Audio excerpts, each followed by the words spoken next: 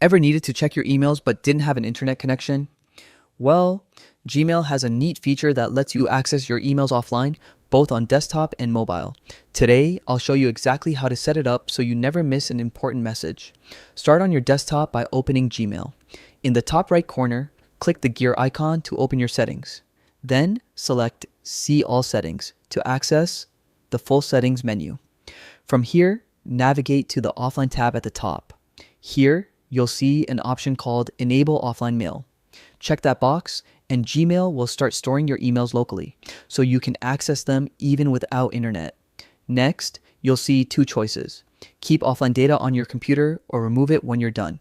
If you want your emails always available, choose to keep them. If security is a concern or you prefer not to store data locally, select the remove option. Once you've made your choice, hit Save Changes and your Gmail offline setup is ready. For mobile devices, the Gmail app also supports offline access. The process is similar. Open Settings, enable offline mode, and decide whether to keep or remove offline data. And that's it. With Gmail Offline, you can read, respond, and manage your emails anytime, anywhere, even without internet. It's a simple tweak that can seriously boost your productivity. Give it a try and stay connected no matter where you are.